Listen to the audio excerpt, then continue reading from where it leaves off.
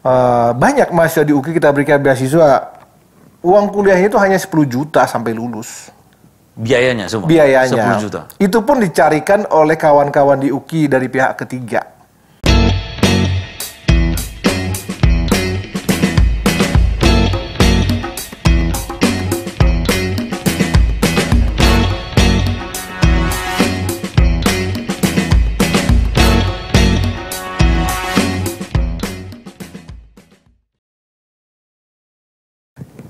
Semangat pagi Indonesia, para sahabat sang kakek dimanapun berada. Pagi hari ini kita kedatangan tamu orang yang luar biasa. Kita akan bincang-bincang tentang pendidikan tinggi kita di Indonesia. Tapi secara spesifik, beliau akan membicarakan tentang Universitas Kristen Indonesia, UKI, yang terletak di Cawang. Beliau adalah Wakil Rektor Universitas Kristen Indonesia, Dr. Wilson Rajaguguk. Selamat pagi, Pak Wilson. Selamat pagi, sang kakek. Selamat pagi, sahabat sang kakek yang kami kasihi dan kami hormati. Baik, jadi kita akan bincang-bincang. Bagaimana keadaan pandemi ini, Pak Wilson? Masa pandemi ini, keadaan kampus bagaimana? Bagaimana keadaan ini? Pandemi ini dari sisi kontak fisik membatasi kita untuk kontak, tapi kami di UKI tidak dibatasi melaksanakan kualitas pendidikan yang terbaik. Jalan terus. Jalan terus. Jalan terus. Justru bagi kami ini kesempatan menciptakan inovasi dan teknologi baru dalam bidang pendidikan, khususnya yang ada sekarang itu pendidikan online. Jadi sama sekali tidak berpengaruh pada kualitas pendidikan, kualitas pembelajaran, dan kualitas evaluasi terhadap pencapaian pembelajaran. Jalan terus kita. Jalan terus ya? Ya, jalan terus. Jam pelajaran tidak terganggu? Tidak terganggu sama sekali. Kualitasnya juga berjalan. Kualitasnya juga tidak terganggu. Berjalan terus. Justru saya melihat ketika ada COVID ini, dosennya malah tambah produktif.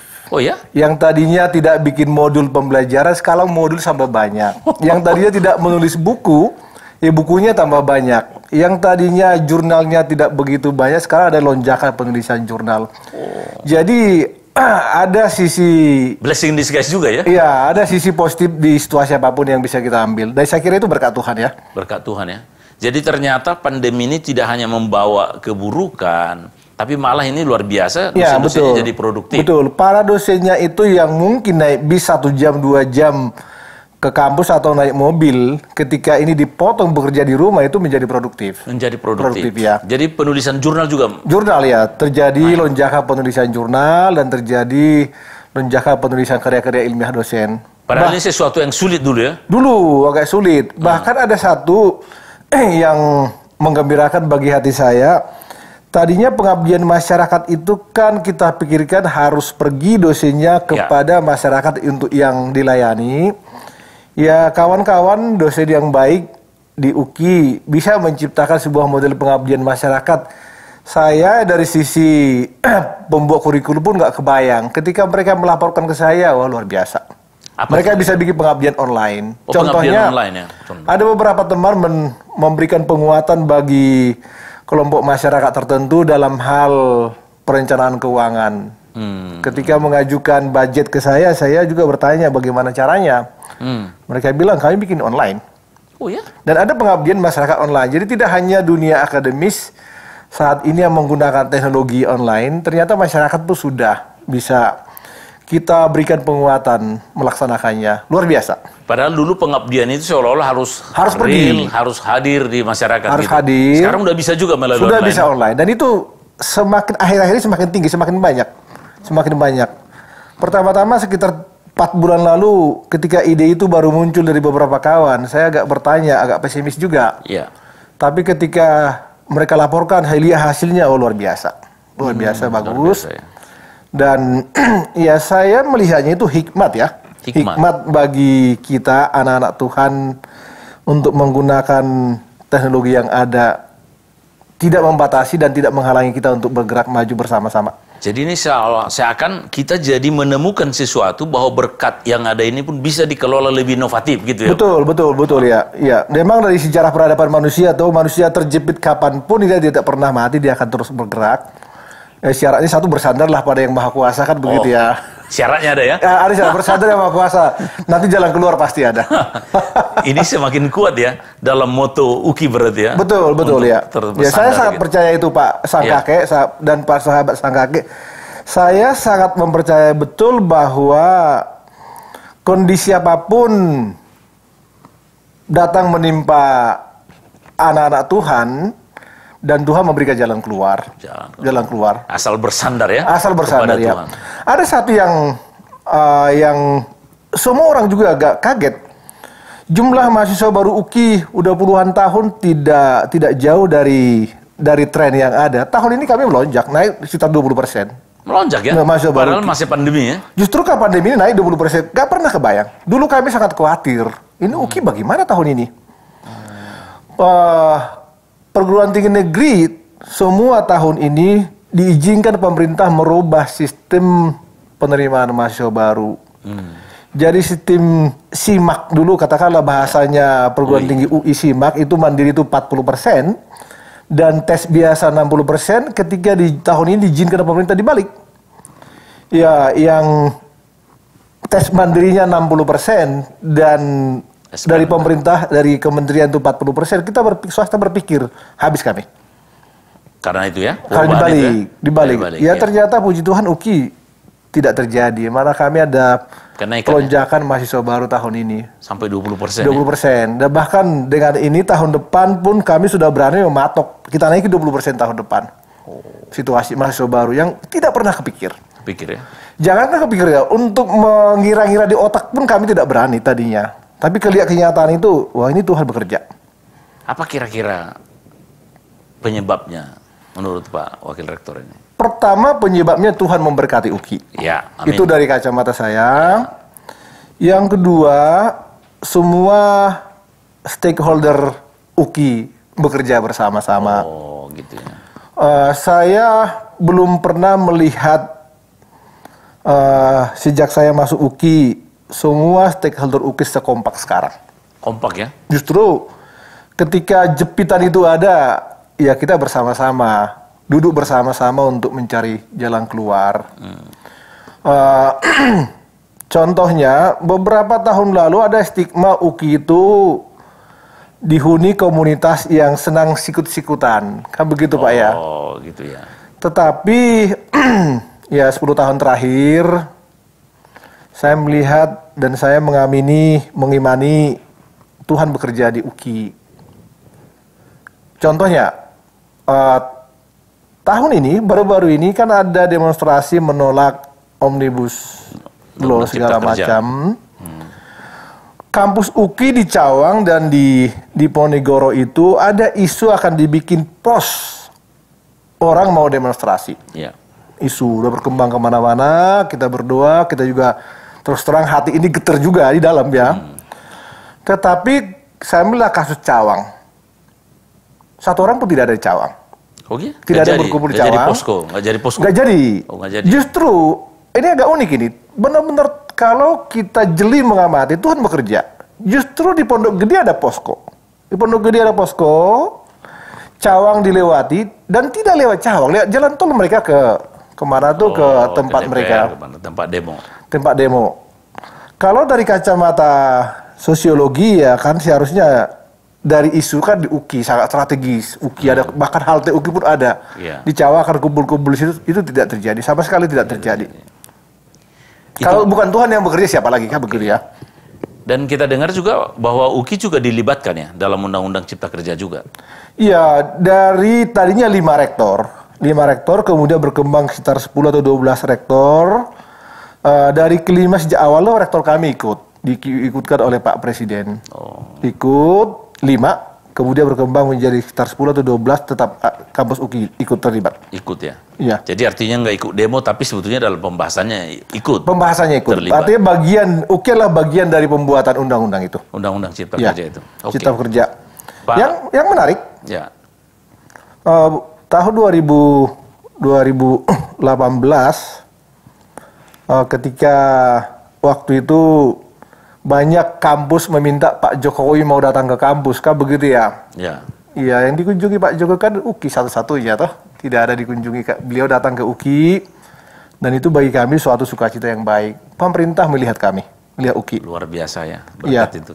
Di kalau skala mikro mungkin pemerintah melihat UKI, tapi kalau mata saya melihat justru pemerintah melihat kita umat Kristiani di Indonesia, di Indonesia. dengan beliau datang ke UKI. Mata saya melihat begitu, Pak. Representasinya begitu ya, Ya. kira-kira representasi. Oke, sebagai bidang akademik Pak, Wakil Rektor bidang akademik, apa kira-kira yang dipersiapkan UKI bagi mahasiswanya untuk bisa menjadi orang yang sangat bermanfaat ilmunya kelak setelah terjun di masyarakat? Iya, Pak Sangkake, terima kasih untuk pertanyaan ini.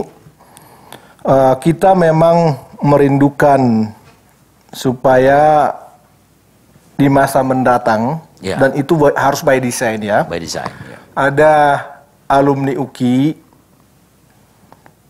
anak-anak Tuhan yang berdampak besar bagi Indonesia, Ya. bagi kemanusiaan, tidak hanya di Indonesia ini. Dan kurikulum kami sudah desain ke arah seperti itu. Kurikulum kami itu sudah kami coba arahkan mengglobal. Beberapa program studi kami sedang mengurus akreditasi internasional, tidak lagi akreditasi nasional. Dan kantor urusan internasional pun kita sudah bangun di UKI. Oh, iya. Itu baru dari sisi cakupan ya. Cakupan ya. Dari sisi cakupan. Kemudian saat ini kita melibatkan sebanyak mungkin sahabat yang berpengaruh di Indonesia, Ya. supaya mahasiswa UKI itu, kami di UKI dan juga saya sendiri, tidak berpikiran sempit. Ya. Kita mengundang Pak Menteri, para menteri datang, kita mengundang setelah kurikulum Pak ya, Ya, Pak Sangkake ya. Ya. Kita mengundang tokoh-tokoh besar datang supaya mereka bisa melihat, oh ini tokoh besar. Supaya juga mahasiswa melihat saya berharap bagaimana supaya ada pertanyaan di mahasiswa, bagaimana caranya supaya saya menjadi seperti orang ini. Dan tidak mudah. Ada motivasi ya. Iya. Saya SMA di Tapanuli, sesuatu hal yang tidak pernah terjadi seperti itu. Di desa, cita-cita kita yang penting pergi merantau. Kan begitu ya. Banyak orang pintar. Tetapi perguruan tinggi di Jakarta, khususnya UKI, kita sudah ciptakan cakrawala besar. Ya. Cakrawala besar, bahwa saya meskipun datang dari desa, bukan tidak mungkin menjadi orang yang luar biasa besar. Caranya salah satu kita mendatangkan orang sebanyak mungkin dan bicara sebebas-bebas mungkin. Pak LBP sangat sering datang ke UKI, sering sekali. Jadi dengan begitu ada motivasi ya, oh saya juga ingin jadi orang besar dari mahasiswa. Kita ini. berdua seperti sedini mungkin udah diciptakan mimpinya begitu. Kita berdua untuk dan kita sampaikan seperti itu. Oh, jadi di samping akademik juga mendatangkan orang ini menciptakan moral force-nya ya. Iya, supaya ada keberanian diri. Iya, itu Pak Sangkake itu moral force yang Sangkake sebutkan tadi itu kami ciptakan. Oh, diciptakan. Kami desainnya? Kami desain supaya banyak orang besar datang dan mahasiswa tidak takut bersentuhan tanda kutip ya dengan orang besar. Orang sehebat apapun, kalau kita datangkan, kita berharap mahasiswanya, oh saya ingin jadi seperti itu. Dan itu tanda kutip kita panas-panasi. Itu lo lihat, kamu nanti seperti itu. Berusahalah, bekerja keraslah. Iya. Gitu ya. Ya. Wah, ini luar biasa ini. Jadi artinya di selain akademik juga rupanya ada hal-hal lain yang dibangun untuk membangun percaya dirinya mahasiswa. Ya, harus Sangkake, harus.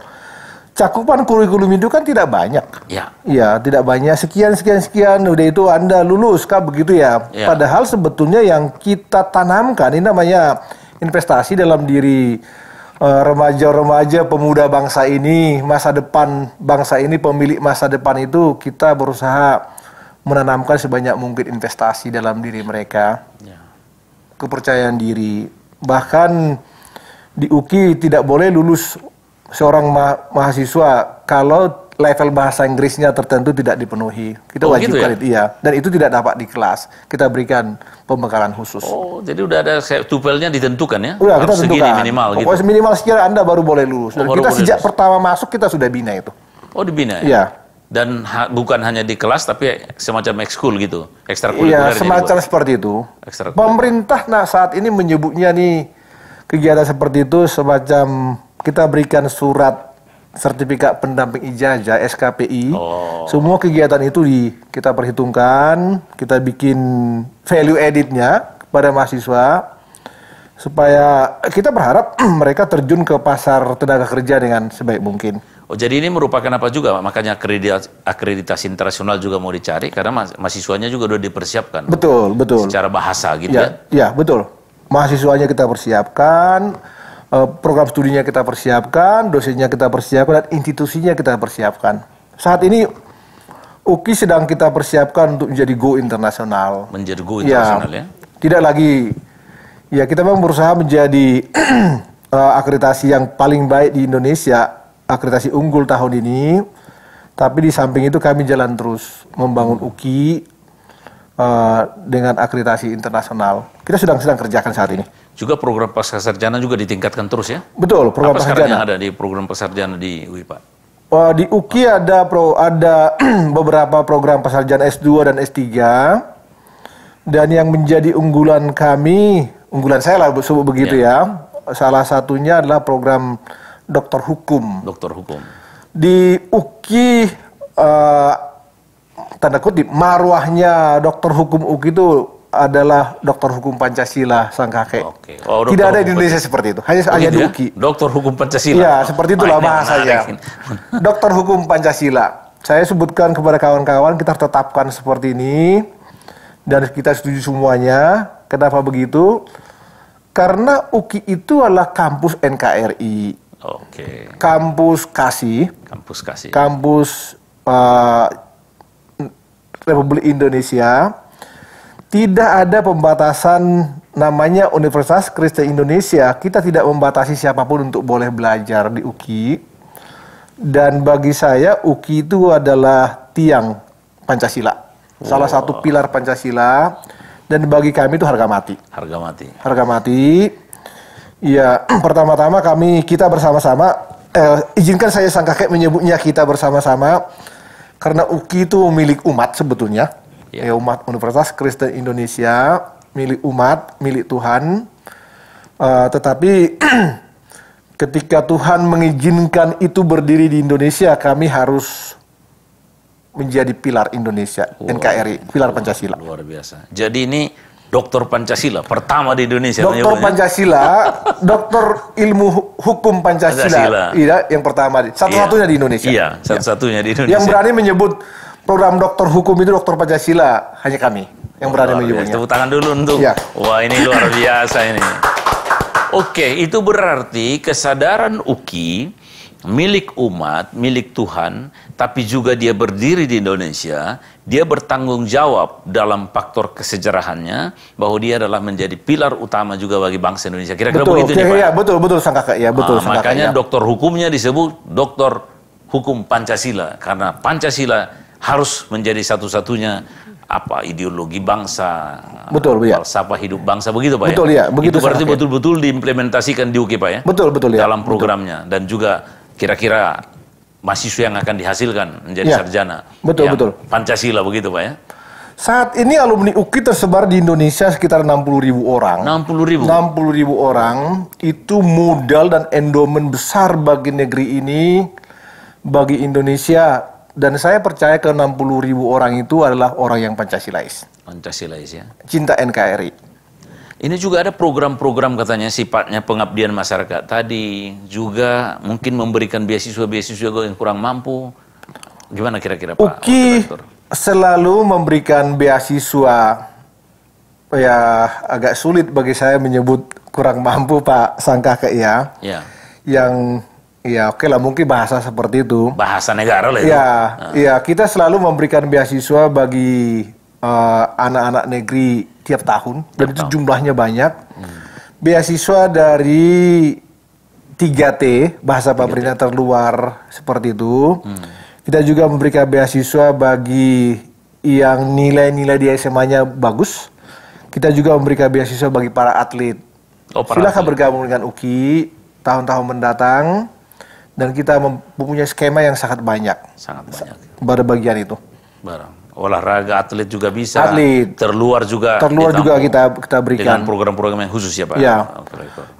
UKI mempunyai program kepada khususnya dari 3T tadi, banyak mahasiswa di UKI kita berikan beasiswa, uang kuliahnya itu hanya 10 juta sampai lulus. Biayanya semua? Biayanya. 10 juta. Itu pun dicarikan oleh kawan-kawan di UKI dari pihak ketiga. Bukan dia yang mencari, bukan orang tuanya.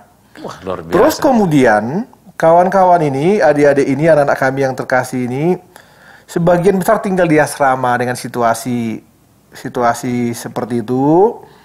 Dan biaya hidup mereka itu hanya 250.000 sebulan. Itu pun UKI yang mencarikan. Pihak ketiga ya. Kita yang mencarikan. Hanya janji satu, setelah lulus ya pulanglah ke kampung, bangun kampung, kira-kira begitulah ya. Meskipun itu tidak harga mati. Luar biasa. Ya. Ini berarti UKI memberi kesempatan kepada masyarakat 3T tadi. Ya. Kalau mau belajar di UKI, silakan. Tapi nilainya bagus, tentu akan nilainya dicarikan. bagus, ada komitmennya. Membangun kampungnya. Prestasi apapun yang dimiliki oleh seseorang, silakan kontak UKI dan kita perhitungkan itu sebagai kekayaan yang dapat mendorong menjadi Anda bisa siapapun, sahabat sang kakek boleh sekolah di UKI. Oke, luar biasa. Wah, para sahabat sang kakek, ini penjelasan dari Wakil Rektor Universitas Kristen Indonesia, Pak Dr. Wilson Raja Guguk. Cukup jelas bagaimana UKI sebagai milik umat, milik Tuhan, ingin mengabdi tetapi menjadi tiang negara juga dengan berpedoman sampai program doktor hukumnya disebut Doktor Pancasila. Selain itu juga UKI memberikan kesempatan beasiswa kepada dari 3T terluar dengan memberikan beasiswa dan tinggal di asrama. Dan sungguh luar biasa. Mereka mencari juga bagaimana untuk mengatasi itu. Ini sekira pengabdian yang luar biasa, pelayanan ini. Kalau dalam tanda petik bahasa umat ya. Sebagai ciri dan moto dari Universitas Kristen Indonesia. Sangat jelas ya, penjelasan dari Pak Wakil Rektor kita ini. Membuka cakrawala berpikir kita juga. Kemungkinan besar kita belum tahu selama ini. Dan 10 tahun tadi perubahan UKI berbenah terus. Dan sekarang mau menuju akreditasi internasional. Kita dukung dan kita doakan bagaimana UKI menjadi kampus kasih. Tapi juga go internasional. Sehingga lulusannya juga bisa bukan hanya mengabdi kepada Indonesia. Tapi bisa juga mengabdi kepada dunia internasional.